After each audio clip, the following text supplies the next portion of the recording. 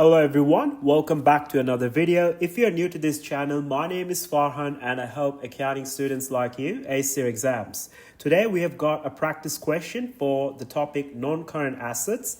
In this question, you will learn to interpret the accumulated depreciation ledger account. You will also learn to find out what's the method of depreciation used in this question and calculate the relevant depreciation rate. Lastly, we will understand the appropriate accounting theories that are involved with not changing the methods, and also look into the profit and asset effects for incorrect transactions. So let's look into the question on the left hand side. Posh Trading bought two pieces of equipment on 1 January 2020 for $30,000 each by check. The following is the accumulated depreciation of equipment account which relates to these two pieces of equipment. The financial year ends on 31 December. So here you can see the ledger account which is given to us, and the first part is to interpret the entry on 31 December 2021 and explain the effect on the net book value of the equipment. So the 31 December 2021 transaction is basically here we have got 2021 in the dates column and December 31 depreciation of equipment. So all those numbers have been highlighted. So let's understand what's going on. So on the 31st of December 2021, the business recorded $2,850 for depreciation expense incurred for the financial year. So within the accumulated depreciation of equipment ledger account, you can see that for the year ending 31 December 2021, the depreciation of equipment, which is the expense incurred, has been added to the total for accumulated depreciation.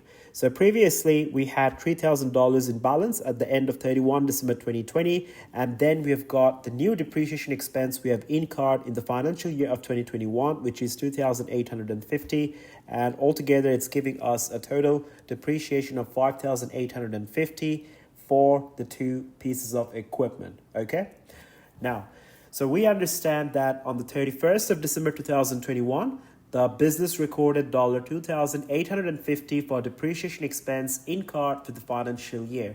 So this is specific to the depreciation expense for that year, starting 1 Jan 2021 and ending 31 December 2021. But there's also another part to this question which asked us to explain the effect on the net book value. That's when we need to use the accumulated depreciation. So the accumulated depreciation, which is synonymous to total depreciation at 31 December 2021, is $5,850. So those two pieces of equipment, which we have bought on 1 Jan 2020, since 1 Jan 2020 until the end of 31 December 2021, 2 years have already passed, right? And in these 2 years, the total depreciation expense incurred for both assets combined is $5,850, which is what is obviously shown in the accumulated depreciation account. Now, accumulated depreciation has an inverse relationship to net book value because the net book value at any given point in time is simply the difference between the cost and the accumulated depreciation. The accumulated depreciation captures the economic benefits that have already been consumed by the business to help the business generate more revenues. And the net book value, therefore, will mean the economic benefits that are still available for consumption in future years. All right.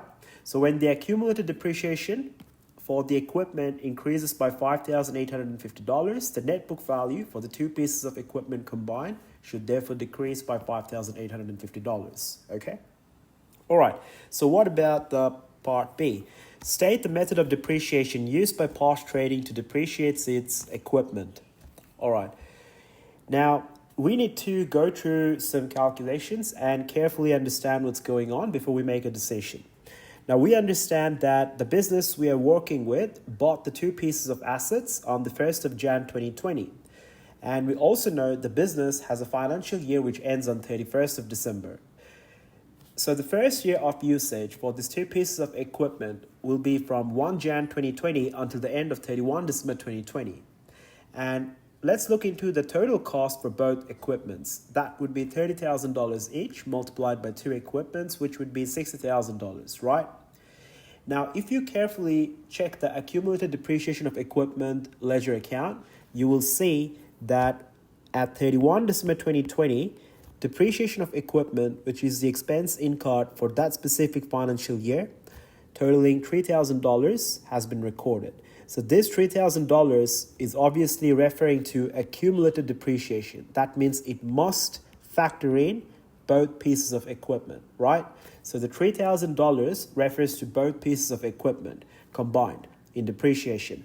So the depreciation rate can therefore be derived by simply taking that $3,000 in depreciation expense and dividing by the total cost for both equipments, which is $60,000. That gives us roughly 5%. All right, so it gives us 0.05, which is 5%.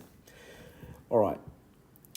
Now, what about the net book value at the end of the first year, which would be at 31 December 2020? Now, obviously, we have discussed in the previous part, the net book value at any given point in time is simply the difference between the original cost and the total depreciation. Now, the total depreciation at 31 December 2020 is only $3,000, as you have just seen a while ago. So therefore, the net book value at 31 December 2020 would be $57,000, okay? Now, when we move to the second year, which is starting 1 Jan 2021 until the end of 31st of December 2021, we want to see if it's the reducing balance method that fits in. We already have the depreciation rate of 5%, but we calculated the net book value at the end of the first year because using the reducing balance method, the depreciation can be derived by multiplying the rate with the net book value. So we took the rate of 5% and multiplied it with the net book value of $57,000 that we had at the end of the first year, which gives us $2,850 in depreciation expense incurred for the financial year ending 31 December 2021. This clearly justifies the fact that we are working with the reducing balance method. Therefore, the answer to option B, which is to state the method of depreciation, would be the reducing balance method, and the answer to question C, which is to calculate the annual rate of depreciation, would therefore be 5%. All right? Now, let's move to part D. Posh Trading wants to change the method of depreciation for equipment for the subsequent years. Using an appropriate accounting theory, explain why this cannot happen. All right. Now, this clearly violates the consistency theory. Now, based on the consistency theory, our business must use the same methodology every year, because if they do not, then when it comes to making comparisons for the purpose of decisions and to analyze whether in that specific criteria the business has performed well or not, you wouldn't be able to make proper conclusions, all right? So the consistency theory is in violation when you change the depreciation method. So you don't want to do that, because the accounting method, once it is selected, it is required to be applied in the subsequent periods for meaningful comparison. And also, it makes decision making easy. It also makes sure that when you stick to one method, you are only focused on what's coming within that method, all right? So if you are doing the reducing balance, you rather stick to reducing balance because you have initially used it on the basis that you know that in the earlier years, you would have a higher depreciation, which would decrease in the future years, okay? So you don't change the depreciation method ever. All right, now let's look into the last question. On 9 September 2022, the equipment repairs cost $355 for the equipment and was debited to the equipment account. State the effect of the records on the profit for the year and assets. All right, so what's the mistake in this transaction?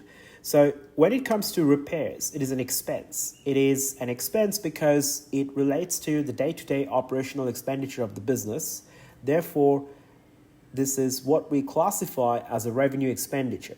But the mistake that was made here is that our bookkeeper classified it as a capital expenditure, which is to record it as cost of the non-current asset, all right? When we repair it, it's not adding any extra value. It's just only help us operate the machine for longer or the equipment for longer so that the business can generate more revenue, okay? When we think of capital expenditure, it is mainly when we buy a non-current asset or add value to an existing non-current asset, where we are making modifications for improved performance. But the repairs are here to let the machine run as it was running before, not necessarily for improved performance, if that makes sense. So therefore, we just classify this simply as a repairs expense, which is revenue expenditure, referring to the day-to-day operational expenditure for the business. Now, the effect of this mistake on the profit is that the expenses are understated because it was recorded as part of the cost, right? So what would happen is that the assets would have been overstated in the balance sheet by $355, and the expenses would be understated by $355 because you failed to record it as an expense but recorded it as an asset. And because expenses are understated, profit must be overstated, because obviously profit and expenses, they have an inverse relationship with each other, okay? All right, so that's all for today's lesson. If you found value in this content, make sure to drop a like and subscribe to this channel. And check the link in the description to register for our upcoming crash courses, and I'll see you in the next lesson.